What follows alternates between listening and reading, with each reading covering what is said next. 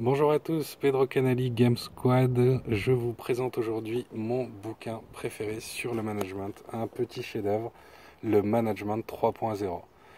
C'est un bouquin de Jürgen Appelo qui nous explique que avant il y avait le Management 1.0 qui consistait à faire la mauvaise chose de la mauvaise manière. Donc c'est le système hiérarchique tel qu'on le connaissait, command and control.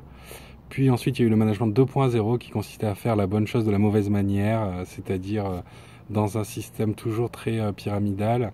Et comme on a une contrôle, on a rajouté des petits bonus, des petits cadeaux, des petits feedback 360 qui avaient pour résultat de mettre les problèmes sous le tapis globalement, mais que quand les problèmes ressurgissaient, ils étaient presque pires. Et puis le management 3.0, la méthode que lui préconise, qui consiste à faire d'après lui la bonne chose de la bonne manière, euh, qui détaille dans la deuxième partie du bouquin de manière très très détaillée avec les 6 vues du management 3.0. J'y reviendrai dans un instant. Mais d'abord, je voudrais vous dire deux mots sur la première partie du livre, qui est pour moi vraiment passionnante et qui se lit comme un roman. C'est de la vulgarisation scientifique où il va expliquer la théorie des systèmes complexes, la théorie du chaos, l'astronomie, pour nous permettre de mieux comprendre comment il est arrivé à mettre en place ce système.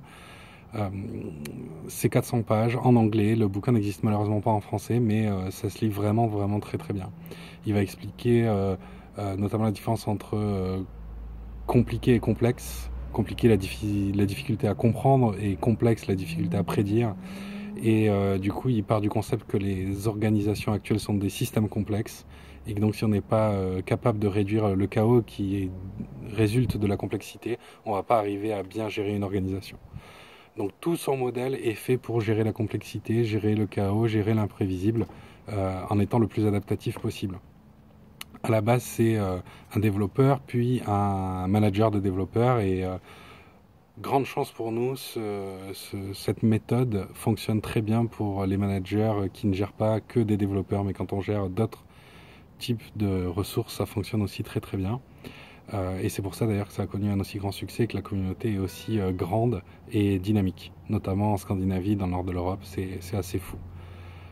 Alors, la deuxième partie du livre rentre dans le concret, et là on rentre vraiment dans les 6 vues du management 3.0 qui sont très détaillées. La première vue consiste à énergiser les équipes, donc travailler énormément sur la motivation, quelles sont leurs motivations intrinsèques. Il n'aime pas du tout la motivation extrinsèque, il n'en parle presque pas, ou de manière très négative. Et donc on va essayer de savoir comment énergiser les gens en découvrant quelles sont leurs motivations intrinsèques les plus profondes, les plus prioritaires pour eux, et appuyer sur ces leviers-là pour les motiver. L'exemple de l'atelier du spa, par exemple, que vous connaissez, est très très bon et vient de là. La deuxième vue du management 3.0 consiste à donner de l'autonomie aux équipes. Donc là, ça va être de la gouvernance décentralisée, vous connaissez ça très bien. Il fait le parallèle avec les magiciens dans les livres d'Heroic Fantasy. Gandalf, il va pas faire le boulot, il va mettre tout en place pour que le héros y arrive. C'est ça un bon manager pour lui, c'est ça donner de l'autonomie aux équipes. C'est qu'un bon manager, c'est le wizard des livres d'Heroic Fantasy. La troisième vue du management 3.0 consiste à aligner les contraintes. Aligner les contraintes, ça veut dire que les règles et les objectifs des équipes doivent être alignés avec les objectifs de la boîte, évidemment, mais aussi que les rewards doivent être séparés des objectifs.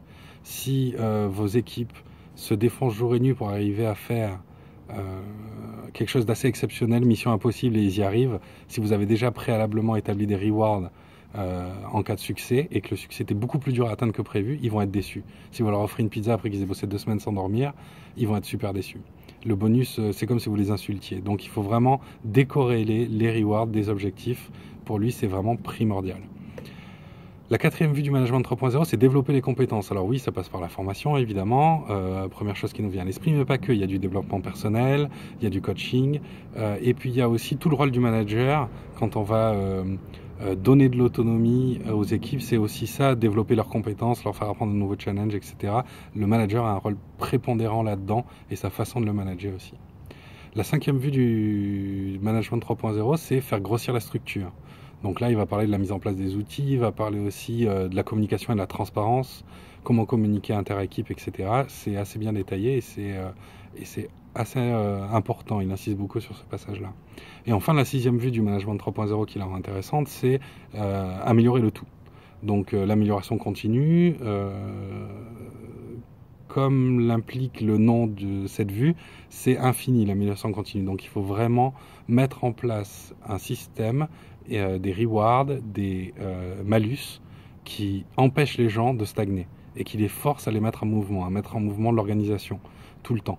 Donc c'est quelque chose qu'il faut vraiment pousser tous les jours au quotidien, tester, se tromper, améliorer, recommencer et incentiver les gens pour tenter l'amélioration continue, l'innovation et évidemment avoir le droit à l'erreur. C'est très important au niveau de la culture. Voilà, on a fait le tour du livre. Sachez que c'est un livre qui ne s'arrête jamais, qui continue sur le site web à évoluer tous les jours. Il y a des tonnes et des tonnes de gens qui contribuent. Il y a des formations en France qui sont données notamment par Laurent Sarrazin, qui est un expert du sujet. Vous avez toute une communauté online qui va vous aider à mieux comprendre et à progresser et à s'améliorer. La petite critique qui a été faite sur ce premier opus, c'est qu'il n'y avait pas assez d'exemples concrets et d'ateliers et de jeux. Comment faire pour mettre en place ces 6 vues de manière simple, rapide et efficace. Et donc il a sorti un deuxième bouquin qui est en rupture de stock, qui est complètement introuvable. Sur Amazon pour 500 $, vous avez peut-être trouvé une copie à moitié déchirée et brûlée, c'est très difficile à trouver, qui s'appelle Management 3.0 Workout. Moi j'en ai une copie donc je pourrais vous la prêter. Elle est assez incroyable puisqu'il détaille pour chaque vue tous les ateliers que vous pouvez faire pour mettre en place ça au quotidien avec vos équipes. Voilà, je vous dis à très bientôt.